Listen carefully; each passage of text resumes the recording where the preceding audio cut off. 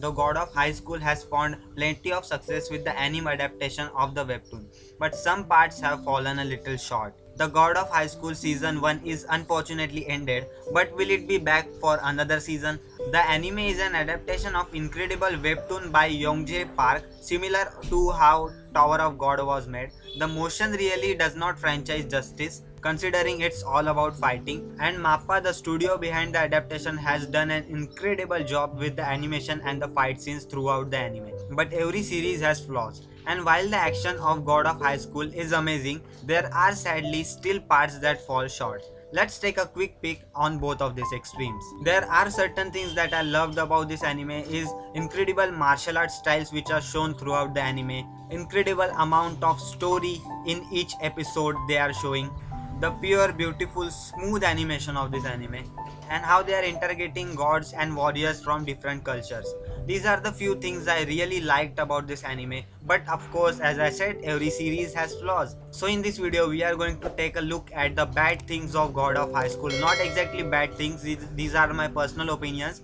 These are the things which I didn't liked about the series, and I was not able to capture these things really quickly as the series was moving forward. So out of those 5 things, the fifth number thing is the speed at which escalated to superpowers nonsense. Of course, unsurprisingly, most viewers were not huge fan of how quickly the God of High School escalated into the nonsense superpower fights.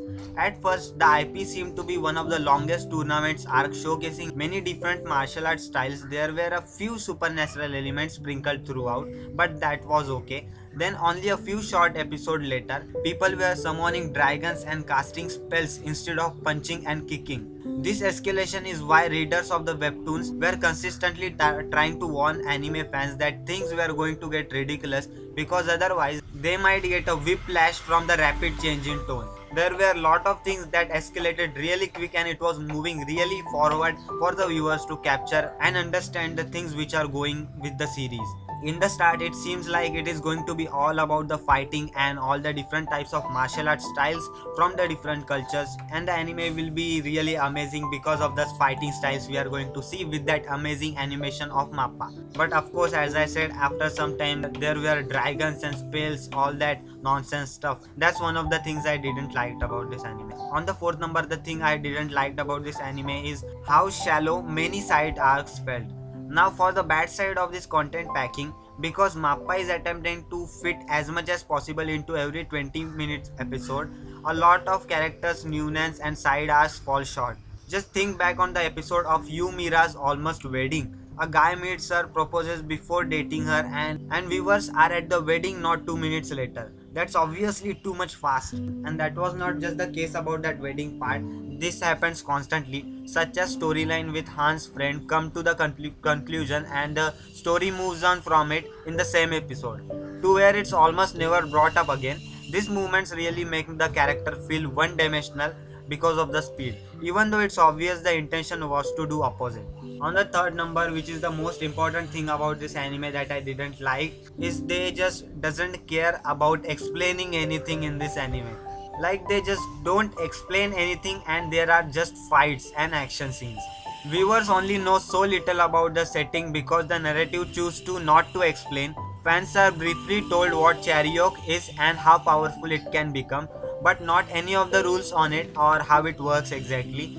Fans knows how Park Mubong has this cross-based power, but how is his Chariok is so different, and why? Why doesn't anyone with Chariok wonders about the powers and the dragon spells they are seeing? The story just chugging up ahead, even though every single station it stops at just leaves viewers with tons of more questions to add on the pile.